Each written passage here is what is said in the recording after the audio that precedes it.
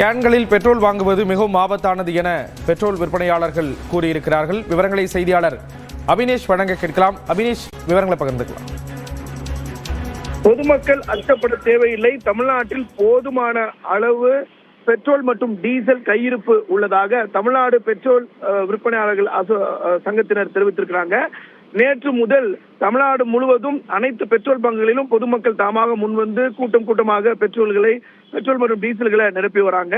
ஆனால் தற்போது இருக்கக்கூடிய சூழ்நிலையில் தமிழ்நாடு முழுவதும் 7000 பங்குகள் இருப்பதாகவும் இந்த 7000 பங்குகளிலும் தேவைக்கு ஏற்ப பெட்ரோல் மற்றும் டீசல் கையிருப்பு இருப்பதாகவும் அவர்கள் தெரிவித்திருக்கிறாங்க. எனவே பொதுமக்கள் அச்சப்பட தேவையில்லை. அதே போல பங்க் உரிமையாளர்களும் இது போன்று பொதுமக்களுக்கு கேன்களில் பெட்ரோல் விநியோகிப்பதை அனுமதிக்க கூடாது, பொதுமக்களும் அச்சப்பட்டு வாங்க தேவையில்லை என்றும் அவர்கள் குறிப்பிட்டிருக்கிறாங்க. அதே போல தினந்தோறும் அவர்களுக்கு அனுப்ப வேண்டிய அந்த டீசல் மற்றும் பெட்ரோல் லாரிகள் மூலமாக அனுப்பப்பட்டு வருகிறது.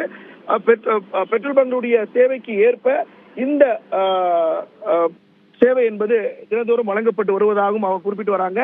குறிப்பாக ஒரு பெட்ரோல் பங்க்ல தேவை இருக்கு அப்படின்னு சொன்னா அவங்களுடைய கோரிக்கைக்கு ஏற்ப அந்தந்த டிஸ்ட்ரிபியூட்டர்ஸ், குறிப்பா இந்தியன் ஆயிலோ அல்லது பாரத் பெட்ரோலியமோ அவங்க உடனடியாக லாரி மூலமாக அந்த பெட்ரோல் மற்றும் டீசலை அனுப்பி வருவதாகவும், எனவே பொதுமக்கள் அச்சப்பட்டு வாங்க தேவையில்லை என்கிற ஒரு அறிவுறுத்தலை கொடுத்திருக்கிறாங்க.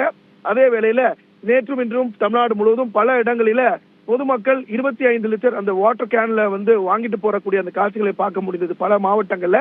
எனவே அதை அனுமதிக்க கூடாது. பெட்ரோல் பங்க் உரிமையாளர்களும் அதை அப்படியான ஒரு 25 லிட்டர் கேன்களை விற்பதை ரத்து செய்ய வேண்டும், அனுமதிக்க கூடாது. பொதுமக்களும் அச்சப்படாமல் பீதி அடையாமல் இருக்க வேண்டும். குறிப்பாக தமிழ்நாடு மற்றும் பாண்டிச்சேரி ஆகிய 2 மாநிலங்களிலும் மொத்தமாக 7000 ரீட்டைல் அவுட்லெட்ஸ் இருப்பதாகவும் இந்த 7000 பங்குகளிலும் தேவைக்கு ஏற்ப முழுவதுமாக பெட்ரோல் மற்றும் டீசல் கையில் இருப்பதாகவும் இந்த பெட்ரோல் டீலர் அசோசியேஷன் தெரிவிச்சிருக்காங்க.